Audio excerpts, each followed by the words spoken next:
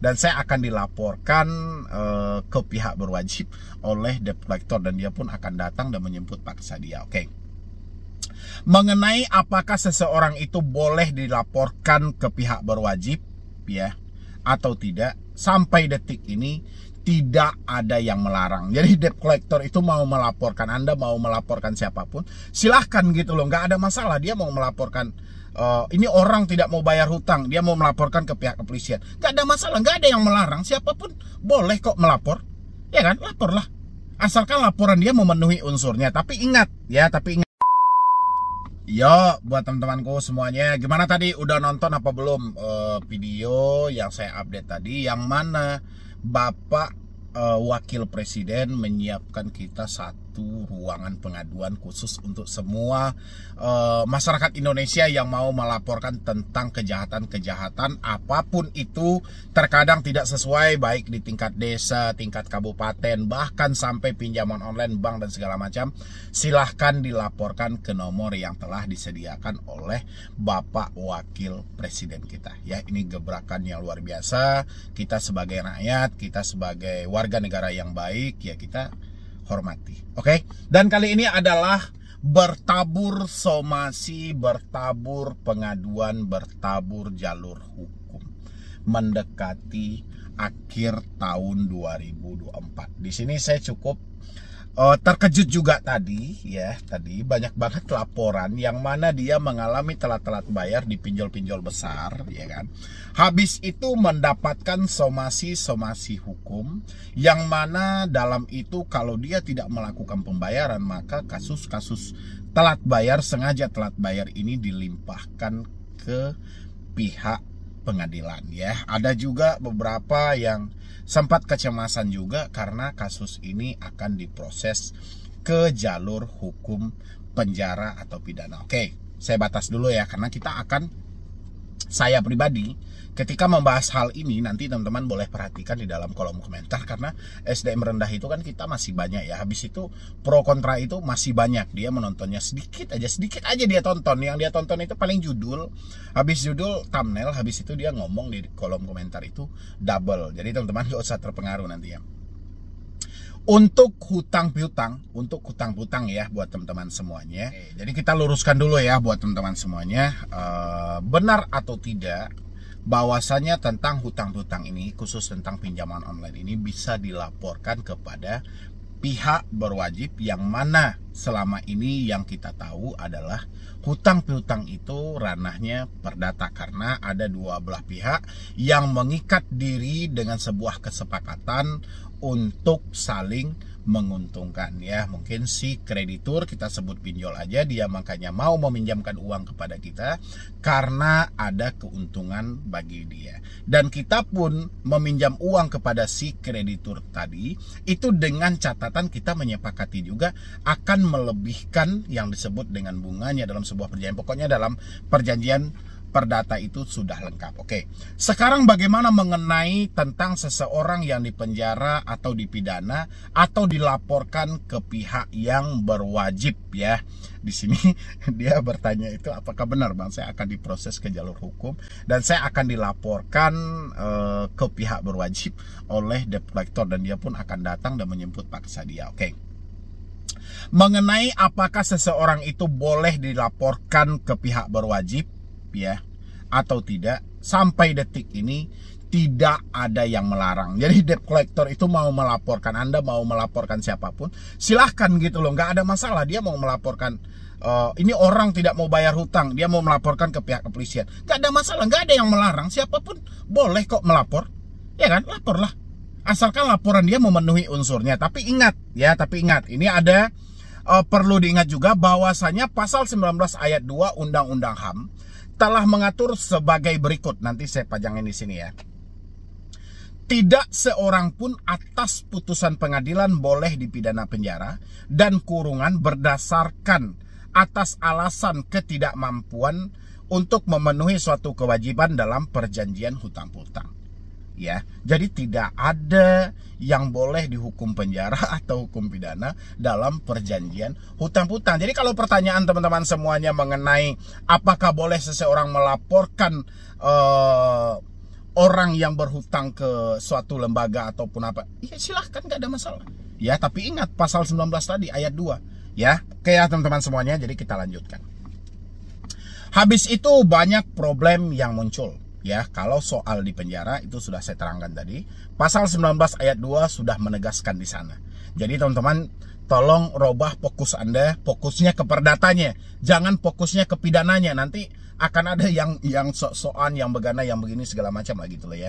Yang jelas tentang hutang-hutang itu arahnya ke perdata. Apalagi sesuai yang saya terangkan tadi, sudah ada mengikat diri kan, saling menguntungkan, dan yang memberi mendapatkan keuntungan, yang menerima memberi keuntungan. Ya sudah, itu diikat dalam perjanjian hukum perdata. Oke, bagaimana soal perdatanya Bang?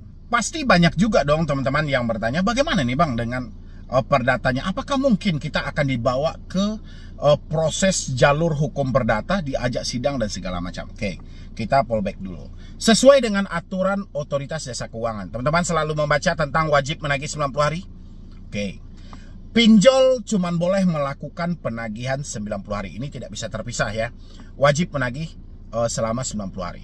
Lewat dari 90 hari, pinjol dilarang melakukan penagihan. Ingat, pinjol dilarang melakukan penagihan. Otomatis pinjol beserta internal yang ada di pinjaman online ini dilarang melakukan penagihan setelah 90 hari. Tapi apakah ini akan melunasi hutang kita atau menghanguskan hutang kita? Tidak. Ada dua opsi lagi. Opsi yang pertama adalah pinjol bisa melanjutkan penagihan ini dengan bekerja sama dengan pihak ketiga, field collection, vendor atau apalah namanya, terserah deh. Pinjol bisa menjalin kerjasama ya untuk melanjutkan penagihan yang terhenti tadi sesuai dengan aturan OJK. Atau si pinjol juga boleh menunjuk pihak lawyer, pengacara, penasihat hukum untuk menjatuhkan kewan prestasi, memproses ke jalur hukum. Jadi kalau teman-teman bertanya, emang dibolehkan kita diproses ke jalur hukum? Boleh, kalau pinjolnya mau. Ya, tapi dengerinnya sampai habis nih, jangan setengah-setengah. Kalau pinjolnya mau, boleh. Kan ada dua opsi tuh. Setelah 90 hari penagihan pinjol dihentikan, ya, pinjol melimpahkan kepada pihak ketiga. Ya, terserah mau pihak ketiganya yang mana. Yang penting pihak ketiganya yang telah legal, telah resmi, telah terverifikasi di OJK. Ya, yang diizinkan oleh OJK, debt collector yang benar-benar berkualitas. Atau menunjuk pengacara. Misalnya pengacara A, B, C, terserah. Untuk menggugat Anda secara perdata. Yang terjadi selama ini, nah ini poinnya ya buat teman-teman semuanya. Yang terjadi selama ini, pinjol tidak mengambil opsi yang kedua. Ya, bekerja sama dengan lawyer, penasehat hukum untuk memproses Anda ke jalur perdata. Tapi pinjol lebih mengambil opsi pertama, bekerja sama dengan pihak ketiga, field collection atau vendor atau apalah namanya itu yang jelas untuk melakukan penagihan. Pasti teman-teman bertanya, kenapa? Kenapa pinjol tidak proses kita aja ke jalur hukum? Banyak pertimbangan mereka.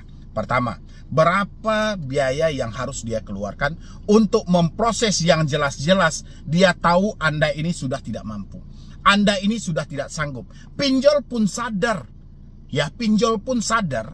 Anda yang mengalami telat bayar hari ini, itu bukan sepenuhnya dari diri Anda. Tapi juga ada kesalahan dari si pinjolnya. Kenapa? Karena si pinjol hanya mempercayakan cocok atau tidak, ACC atau tidak pinjaman Anda, dia percayakan kepada sistem mereka. Kalaupun ada analis, pinjol akan lebih menyalahkan analisnya. Kenapa? Karena penilaiannya tidak becus. Ya, itu makanya. Jadi nggak sepenuhnya juga ini kesalahan Anda. Makanya si pinjol ini lebih mempertimbangkan lebih jauh kenapa Anda tidak diproses ke jalur hukum. Karena tidak terlepas dari kesalahan dia yang memberikan pinjaman terhadap diri Anda. Karena kekurangan dari tim analis yang bisa menilai langsung layak atau tidaknya nasabah ini diberikan pinjaman. Apakah nasabah ini akan mampu nanti untuk membalikkan dana yang dipinjam. Itu salah satu alasannya.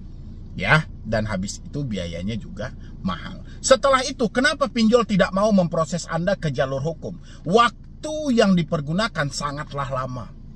Ya, lama untuk memproses orang ke jalur perdata itu, ya, Ini lama ini prosesnya, mulai dari pendaftaran sampai pengisian gugatan sampai sidang dan segala macam. Ini bisa memakan waktu bertahun. Ya, lain hal kalau ini hanyalah sebatas gugatan sederhana. Oke, waktu yang digunakan sangat lama, biayanya cukup besar. Oke, dan habis itu lagi, kenapa si pinjol itu tidak mau memproses Anda ke jalur hukum? Hasil keputusan tidak memuaskan. Ya, kenapa? Karena pinjol ini dia mau menang sendiri. Sementara hakim akan memutuskan satu perkara keadilan dan keseimbangan. Adil dan seimbang. Ya, nggak mungkin hanya sebatas adil tapi belum tentu seimbang. Tapi adil dan seimbang. Dia memikirkan hak si tergugat dan memikirkan hak si penggugat. Dia nggak mau menghilangkan sama sekali. Si pinjol tidak terima dengan hal ini. Karena ada prosedur yang harus dilalui. Ya kan? Itu alasan kenapa si pinjol tidak mau memproses Anda ke jalur hukum, tidak mau bekerja sama dengan pengacara untuk menjatuhkan Anda ke wan prestasi. Kalaupun gugatan sederhana mungkin dia akan pikir-pikir lagi ya kan. Tapi kalau benar-benar itu jalur perdata normal dan segala macam, dia akan pertimbangkan dengan matang. Apalagi nominal yang mau dia ambil itu jauh gitu loh daripada biaya yang dia keluarkan. Lebih besar pasak daripada tiang. Lebih besar pengeluaran daripada duit yang mau dia ambil. Ya, cukup ya, selesai ya buat teman-teman semuanya, paham? Oke, jadi pinjol tidak memproses Anda ke jalur perdata. Pinjol, ambillah bekerja sama dengan pihak ketiga. Pasti muncul dong pertanyaan teman-teman semuanya. Kenapa pinjol menjalin kerjasama dengan pihak ketiga, Bang? Kenapa tidak dengan pengacara aja? Kenapa sih harus pihak ketiga, debt collector? Kenapa? Oke. Pertama, ini adalah jalur evakuasi yang paling cepat. Ya, kalau dia ikuti tadi prosedur perdata, dia ikuti tadi memproses Anda, waktunya lama, biayanya besar, keputusannya tidak memuaskan. Ya, kalau dia bekerja sama dengan pihak ketiga, biayanya murah. Ya kan, berapa gaji satu orang debt collector kalau berhasil? Ya kan, kalau berhasil dikasih bonus, kalau nggak berhasil udah dapat uang makan dan uang jalan, sudah selesai. Biayanya murah. Ya kan, ini yang paling pertama dipikirkan oleh pinjol, biayanya sangat murah. Habis itu si debt collector ini, pihak ketiga ini bisa bekerja sesuai pesanan. Seperti apa maunya pihak pinjol, si debt collector ini bisa mengikuti. Tapi kalau pengadilan nggak bisa. Ya kan, nggak bisa seenak mereka aja, ada aturannya. Ada garis-garis permainannya, ada tahapan aturan awal sampai akhirnya ada. Tapi kalau si debt collector tidak. Seperti apa mau majikannya, pasti akan dituruti. Ya, majikannya pengen Anda datangi segera, sebarkan datanya, tekan mereka, takut-takuti dia, dan macam-macam requestan dari atasan dia. Si debt collector mengikuti.